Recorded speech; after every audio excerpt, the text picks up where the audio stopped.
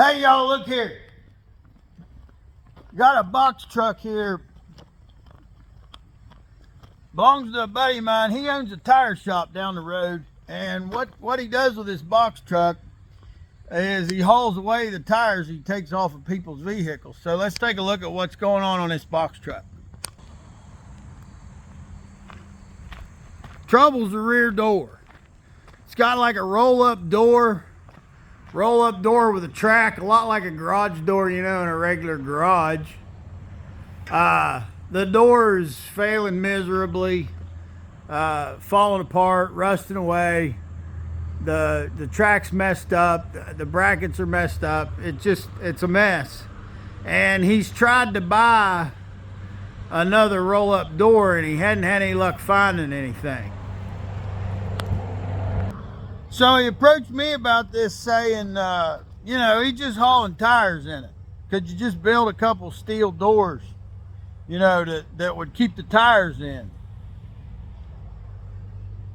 Well, there's one way to find out, but the first thing is that old door there and the way it's hanging down on the one side, it's in my way. I got the super service truck right here for the purpose of using the torch off of it. So I'll be deploying the torch off of there. I got the shyster right here with a little extension on the front. That's actually an extension I use to move big trailers. But I think it'll work if I put that up underneath of there to grab a hold of that door as I figure out how I'm going to get it out of there, or at least get it loose from the truck. And the thing about getting it loose from the truck is I'm just going to start torching stuff. And hopefully it doesn't fall down and crush me. And if it does, hopefully my wife will post this video so you can see it. We'll be all right. Let's get to work on it.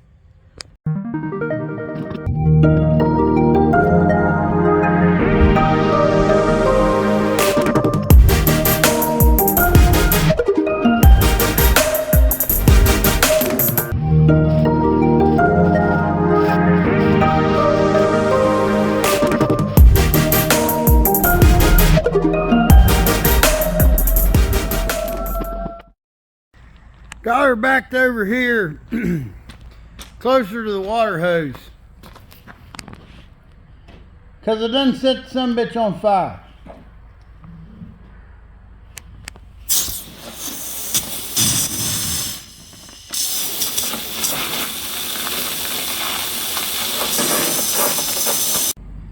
Been wondering about these posts, this framing of this trailer.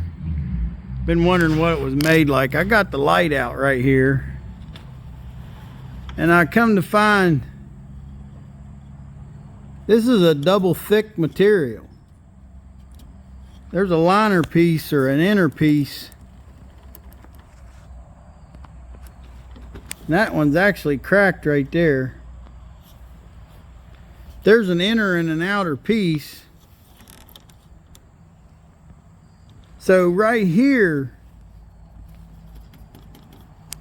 it's a double wall.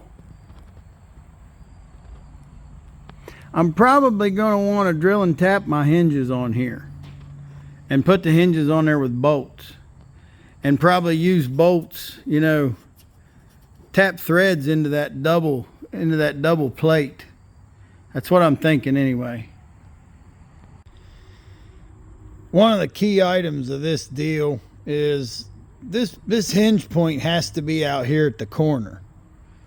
You know, if it hinges inside of here, then that door isn't going to be able to go all the way around and fold back, and it has to do that. The thing won't work.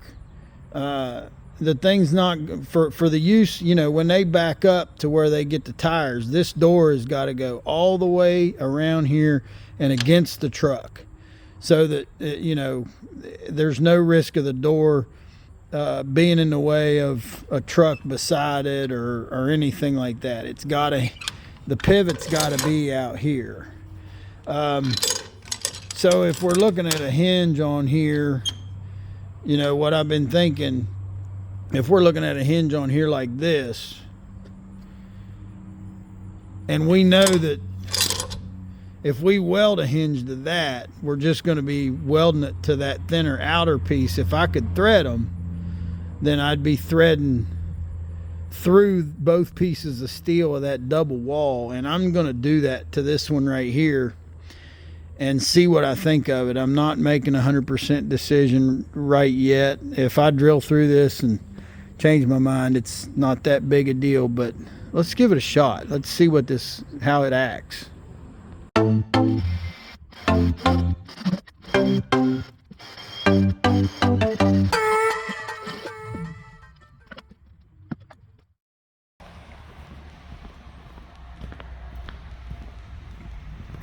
So we're at the point where I've got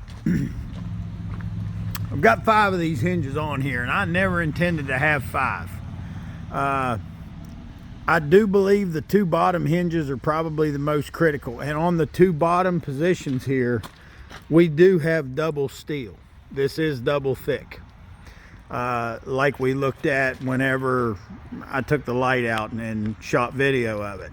But what I noticed by drilling it, I put a hinge right here, and I went up to the top and put a hinge. Well, up there at the top, it's not double, and it started making me wonder how many hinges I would use, and it made me decide to put 2 hinges at the top, 2 hinges at the bottom, and 1 in the center. So I've actually got 2 more hinges per side than I originally planned on. I don't think you're going to overdo it on the hinge. I mean, this might be overkill, maybe not, I don't know. We're going to have to get the doors up there and see how we feel. If we've got to do more, then, you know, whatever. But I think this is going to be good, especially because I don't see a lot of pressure pressing against the top of the doors. I just don't see it being, I don't see the tires being loaded in a way that you're going to get a lot of pressure way up on the top of the door. There's obviously a chance, you know, tires could slide back and hit here at the bottom. And if that happens, I feel good knowing that the bottom structure is where we've got the double thick steel that I've got, you know, these 10 with the 2 hinges at the bottom. That's 10 3/8 bolts tapped through the double steel, which seems pretty good. I'm not a expert on what it's going to take. I just, you know, it's kind of like looking at it and trying to judge by other things I've worked on, other things I've seen. Is it going to be strong enough or not?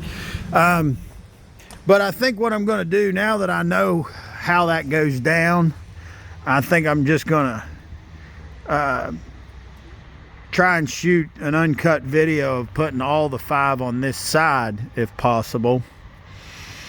And the one thing I've already run into that I'm not crazy about and I can't really do nothing about is there's been a repair done right here, which this repair, obviously I'm not going to change it, but the way this repair's been done is not going to allow me to put this lower hinge straight across from that lower hinge.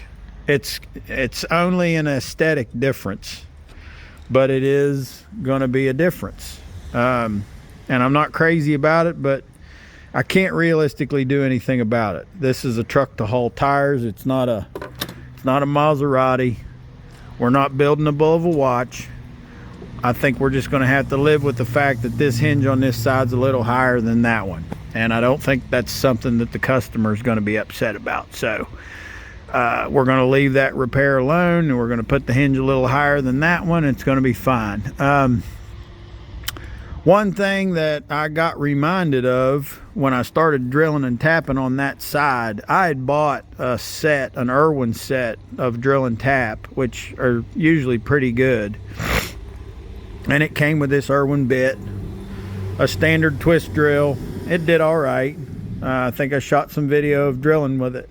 But it reminded me of these babies right here.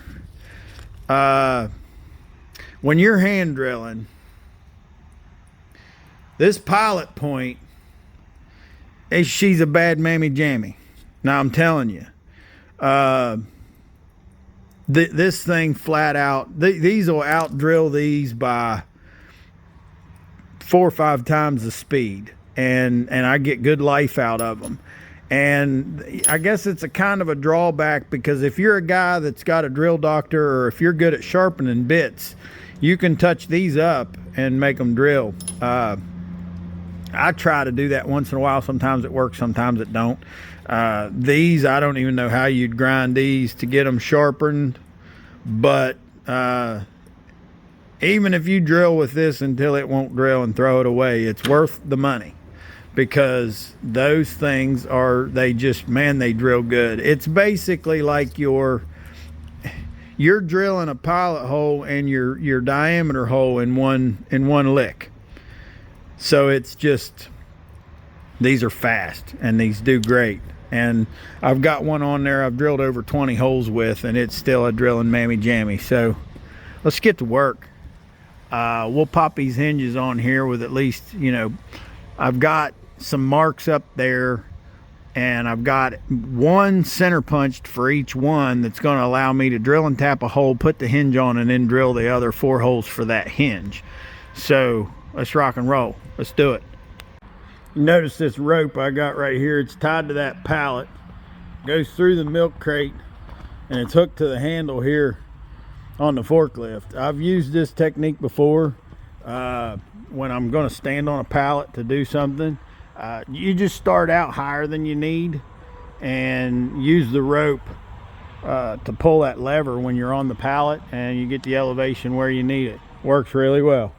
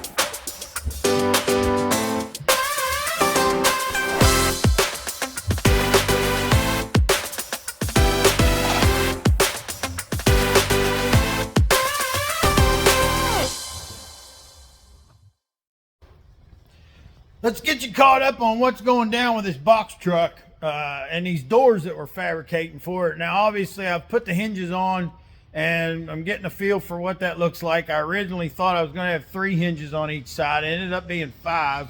I feel good about the 5-inch or the quantity of 5 hinges on each side. So we're going with that. You can take a look here. I got video of installing these. They're drilled and tapped.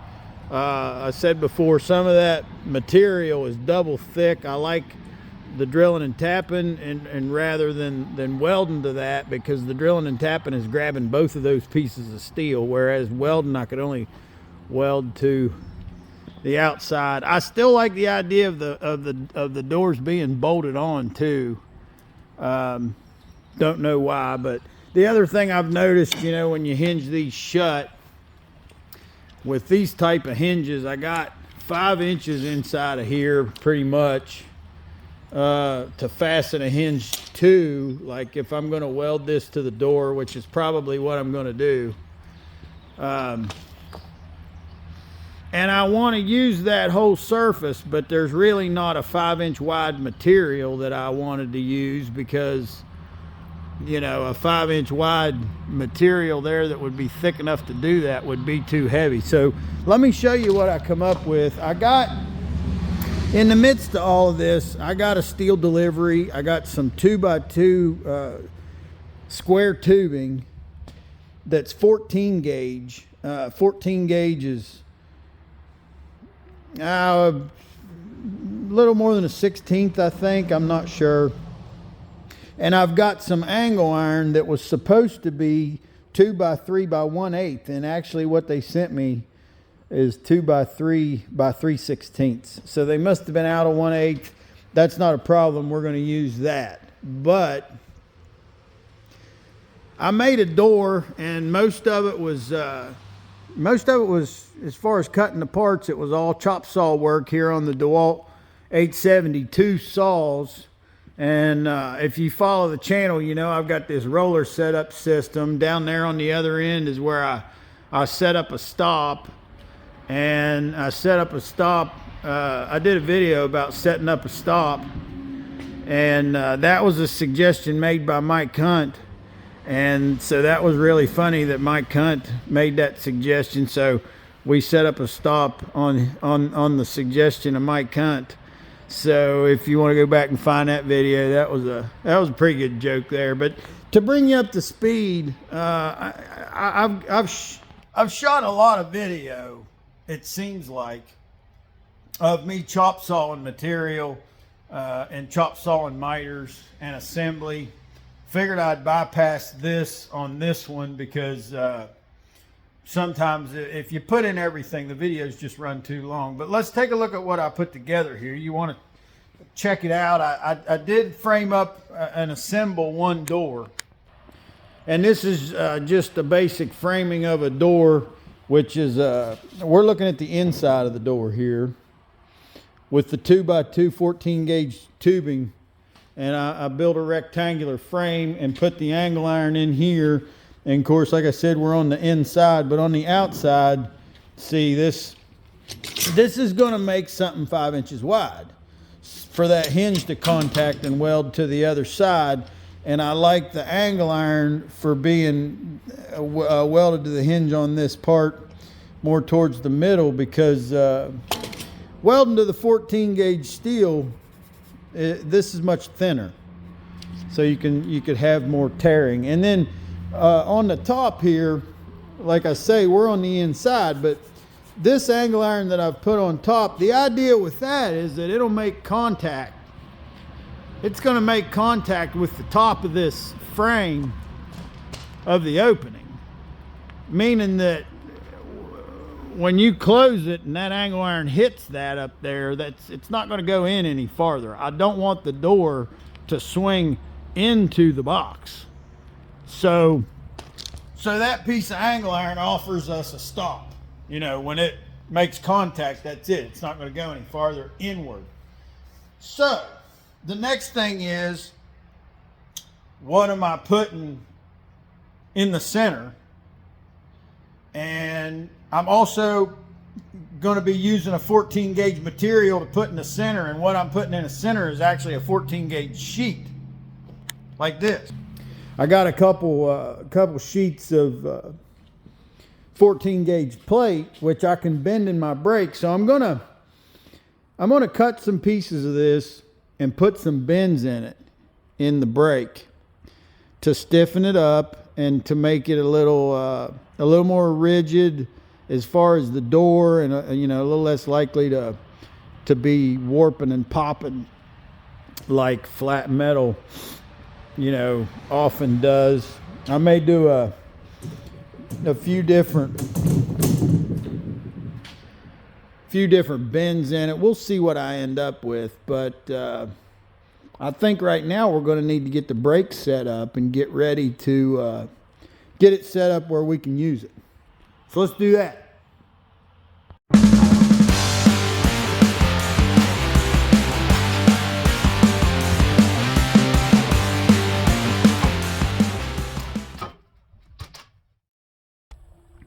Got the brake set up. The way I did this when I originally set it up before, when I got it, it's set up where I bolt it to the table. The back of it leans right against the table here. So it's ready to go, and this is a type of brake that you operate by hand. Although I tend to use the hoist to lift it, because with the hoist I get a lot more control on the, like, the fine tuning of how much bending I'm doing. When I do it by hand, I have a hard time telling what's going on, and it's a lot harder. But yeah, I cheat with the hoist. So I got a sheet up here, and what I plan on doing, I'm not going to try and make all of this filled in with one piece. It's probably, I don't know, we'll see if I regret it later, but it's probably going to be easier for me to make a bottom, a top, and a center. So that's what I think I'm going to do, and we'll see how it goes. I don't have any extra material, so I'm going to have to use the force, and may the force be with me.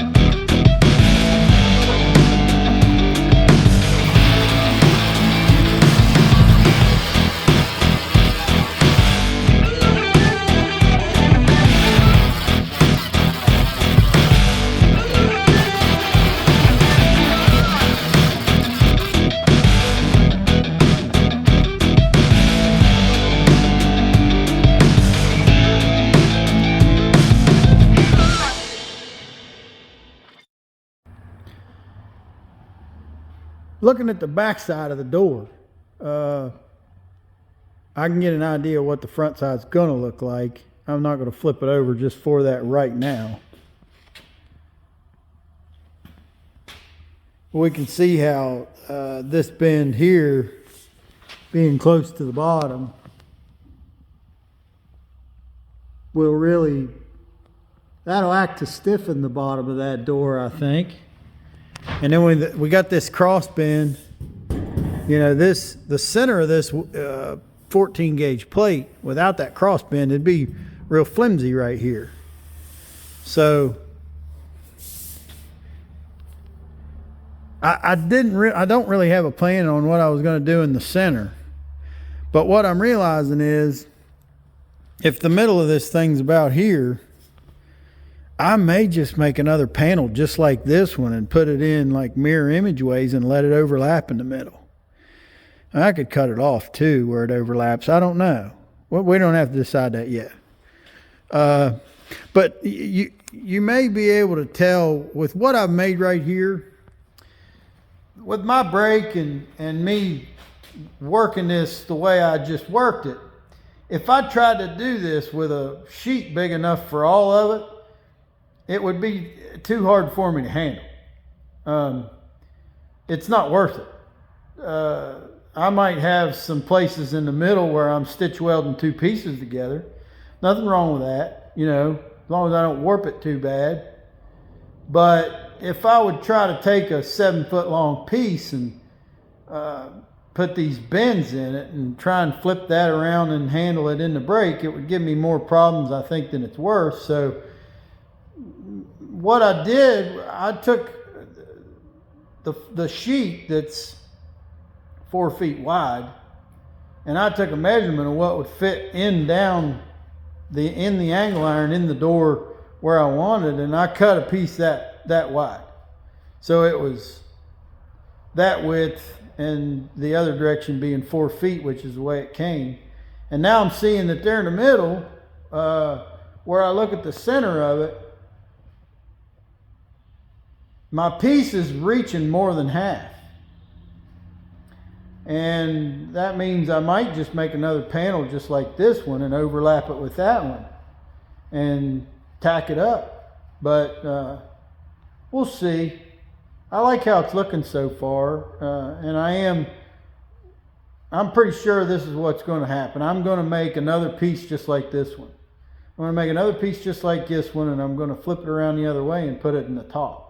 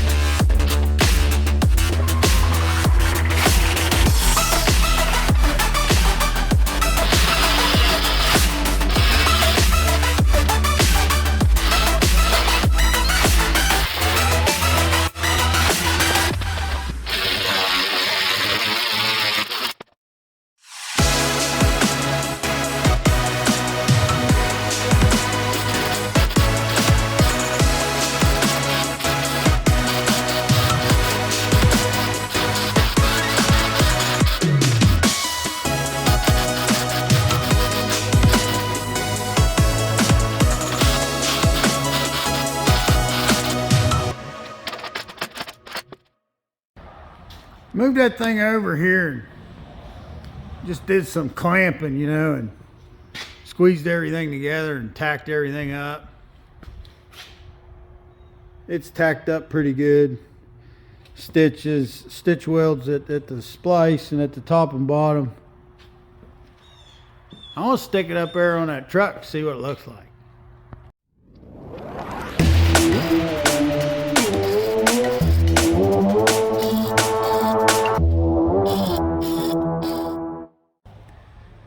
I'm liking the door. There's a couple things I'm noticing looking at it. Stuff I'm going to need to try to do something about. This material thickness it's too thin. I don't feel like the hinges are too weak as a whole, but this material is too thin because of the distance from here to here. You know, normally the way this would be used, this portion of the hinge would be against the door, bolted to a door. I think 5 of these type of hinges is adequate for it, but this section unsupported at that thickness is just too thin. I'm going to cut 1/2 x 2 flat bars and weld on these hinges, where I can weld to this portion of the pivot, and then here, and I'll probably just cut that off. I don't see any benefit to that now. So that's one thing. And another thing that I'm thinking is that I wouldn't want this thing going down the road full time hanging on the hinges. And that's something that I could probably do something about pretty easy, because I cut a chain link, cut this off an old chain, and when I do that, I'll take a cutting wheel usually and cut the link before in half, because you can use these too. I'll keep those. I don't need them right now. I don't need them for this, but like, those are nice little eyelets to weld on something. What we need right now is this. And what I would do with this chain link, I would suggest welding it right there. Because what this is going to do, I think, this is a nice rounded piece. You know, to open and close this, I think it should slide. I'm hoping. I'll tack it on there and see, but I think it should slide okay.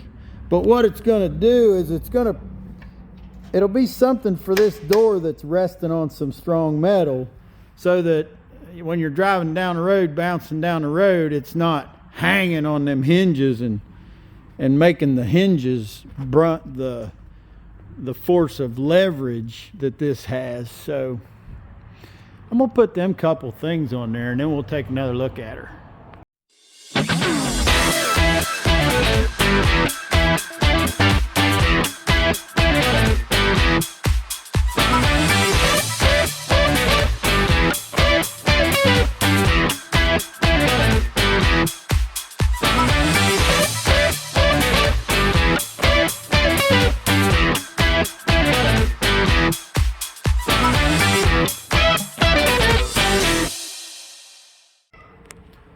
Somebody noticed in the last video, said, "Oh, you got a new cat."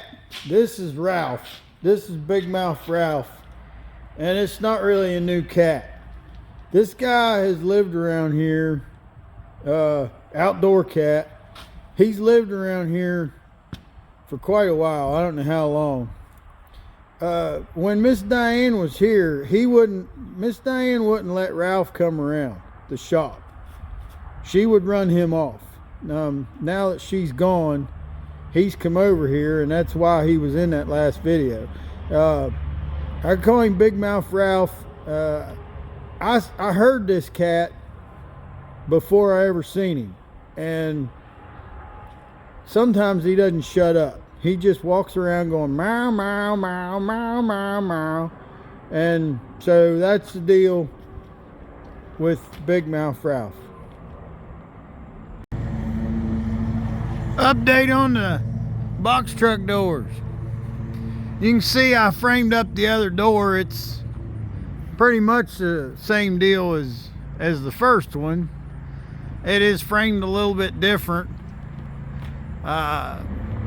The sheet metal's been broke in the brake the same way, but this piece of angle iron right here from this door overlaps the other door, and so that's like that piece of angle iron right now would prevent you from opening this door, and this door's got the latch on it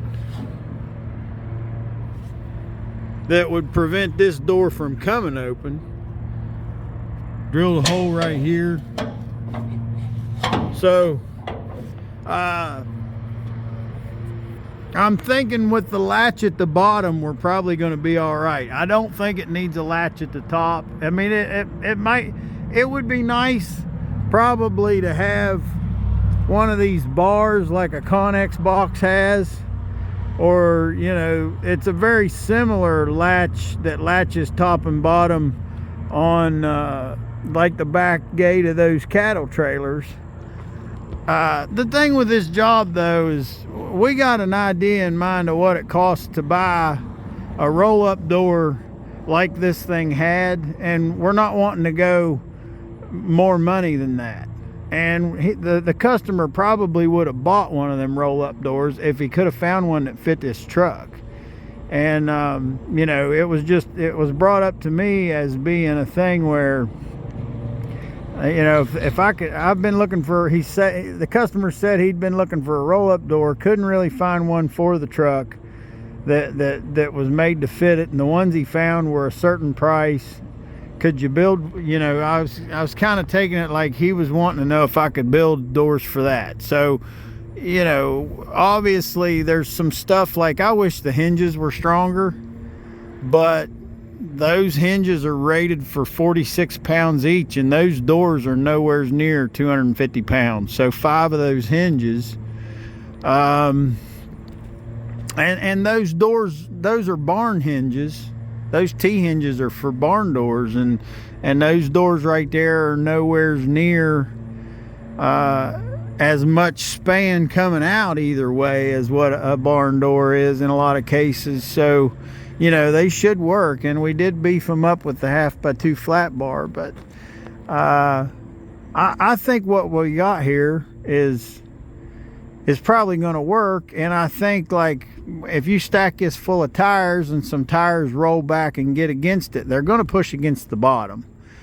So going back to what I was saying about having the latch at the bottom for convenience and lower cost, you're not going to have I'm not going to have a bar like that latches both top and bottom. It's just going to latch at the bottom, and we're going to see if that's going to work. The customer's been here and looked at it.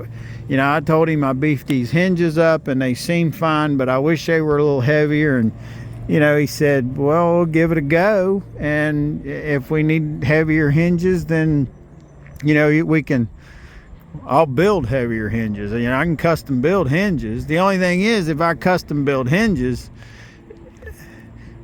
those 10 hinges right there were $125. I can't build 10 hinges for $125, you know, real good heavy ones with heavy round bar and heavy sleeves. You just, when things are mass produced like that, they're a good price. Those hinges are like $11 a piece or something, and that's a good price. So I'll explain this too. This is a stopper that'll stop this left side door. And it won't go any further in because of the way this angle iron is right here.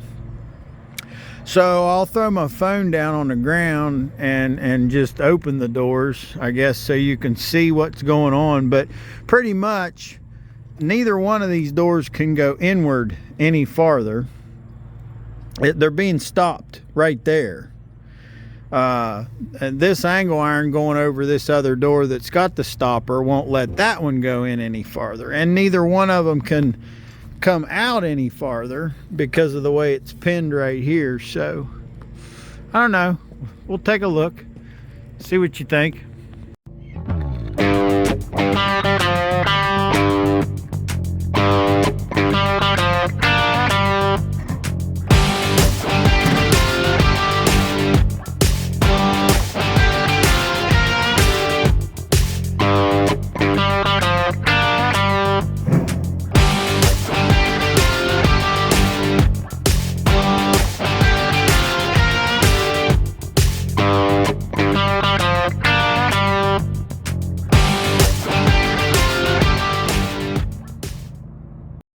With them open, I'll show you this chain link.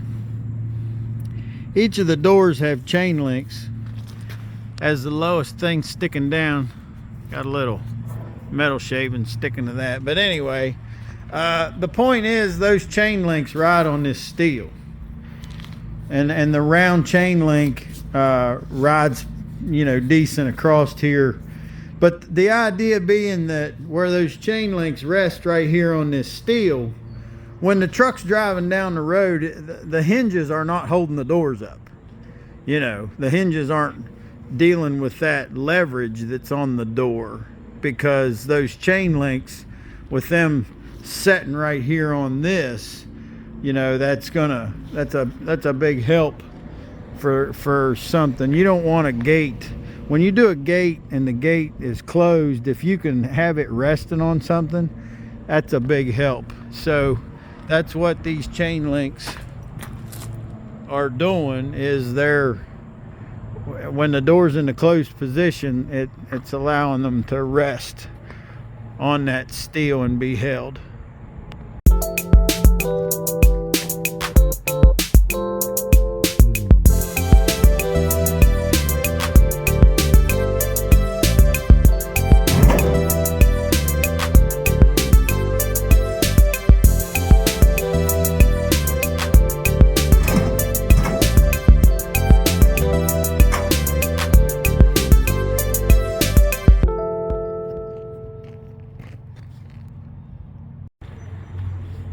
Another part of this that's going to be important is I drilled a hole and put a clevis here and got this chain. I need some clasps. We're going to want something on here to hold these doors open. You know, when they open the door and like backing up to somewhere to get loaded or unloaded. So I got to run and get some of those, and then we'll get on getting some paint on these doors, and we'll see how that goes. I think I'm pretty happy with it. I mean, obviously, if money were no object, we'd probably do a few things different, but overall, I think we're in good shape.